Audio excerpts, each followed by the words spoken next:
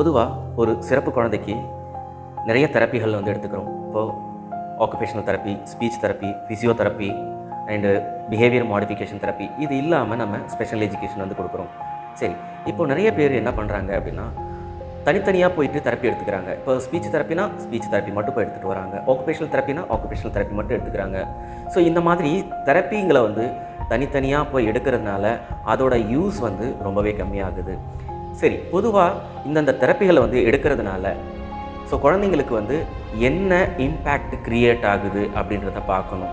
So இந்த தெரப்பிங்களை வந்துட்டு வெறும் தெரப்பிகளாக மட்டும் கொடுத்தீங்கன்னா அது தெரப்பிகளாக மட்டும்தான் இருக்கும்.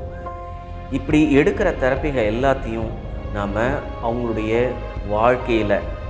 வாழ்க்கைக்கு தேவையான விஷயங்களோட இணைச்சு நாம் அந்த தெரப்பியை வந்து கொடுக்கும்போது அது முழுமையாக அந்த குழந்தைக்கு ஒரு டெவலப்மெண்ட் அப்படின்றத வந்து கொடுக்குது. நாம் பொதுவாக அதை செய்கிறதில்ல. ஸோ இதை பேஸ் பண்ணி என்ன பண்ணுறோம் அப்படின்னா இன்டகிரேட்டட் தெரப்பி அப்படின்னு சொல்லிட்டு ஒன்று கொண்டு வரோம். இந்த இன்டகிரேட்டட் தெரப்பி அப்படிங்கிறது வந்து எல்லாவித தெரப்பிகளையும் ஒருங்கிணைச்சி நம்மளுடைய வாழ்க்கையோட அன்றாட லைஃப் ஸ்கில்ஸு சொல்லுவாங்க இல்லையா, அன்றாட வாழ்க்கைக்கு தேவையான செயல்களோட அதை இணைச்சி அதை முழுமை பெற வைக்கிறோம். ஸோ இதுதான் வந்துட்டு உண்மையாகவே ஒரு நல்ல இம்பேக்ட் வந்து க்ரியேட் பண்ணும். ஸோ தெரப்பி கொடுக்கணும்னு நினைக்கிறவங்க இது ஒன்றோட ஒன்று இணைஞ்சிருக்குன்றதை புரிஞ்சுக்கணும். உதாரணமாக இப்போ ஒரு ஸ்பீச் தெரப்பி கொடுக்கணும் அப்படின்னாக்கா ஆக்குபேஷனல் தெரப்பி ரொம்ப முக்கியம். எதனால் ரொம்ப முக்கியம்? ஸோ ஆக்குபேஷனல் தெரப்பின்றது ஒரு தொழில் சார்ந்த, அது வந்து ஒரு பிரெயின் டெவலப்மெண்ட், நம்மளுடைய ஆக்டிவிட்டீஸை இன்க்ரீஸ் பண்ணும். ஒவ்வொரு விஷயத்துக்கும் வந்து ஒரு இணைப்பு இருக்குது, சரிங்களா? அதே மாதிரி தான் இப்போது நான் ஸ்பீச் தெரப்பி கொடுக்கணும், ஆக்குபேஷனல் தெரப்பி கொடுக்கணும் அப்படின்னாக்கா எனக்கு ஃபஸ்ட்டு பிஹேவியரை வந்து கண்ட்ரோல் பண்ணணும். அப்போ நான் பிஹேவியர் மாடிஃபிகேஷன் தெரப்பி வந்து கொடுக்கணும். ஸோ பிஹேவியர் மாடிஃபிகேஷன் தெரப்பி கொடுத்தா தான் ஆக்குபேஷனல் தெரப்பி கொடுக்க முடியும். ஆக்குபேஷனல் தெரப்பி கொடுத்தா தான் நான் ஸ்பீச் தெரப்பி கொடுக்க முடியும். ஸோ இப்படி எல்லாமே பண்ணால் தான் நான் ஸ்பெஷல் எஜுகேஷன் கொடுக்க முடியும். அப்போ ஒன்றோட ஒன்று தொடர்புடையதாக இருக்குது. இதில் எல்லாம் எப்படி நான் வந்து தனித்தனியாக போய் எடுத்துக்கிறேன் அப்படின்றதுனால என்ன யூஸ் இல்லை அப்படின்னு கேட்டிங்கன்னாக்கா, எஸ், அது போயிட்டு ஒரு எக்ஸசைஸாக தான், ஒரு பயிற்சியாக தான் இருக்கும். பட் எதையுமே வந்து கனெக்ட் பண்ண மாட்டோம், சரிங்களா? அது லைஃபோடு நம்ம வந்து கனெக்ட் பண்ண மாட்டேன். ஒரு உதாரணத்துக்கு நான் சொல்கிறேன்.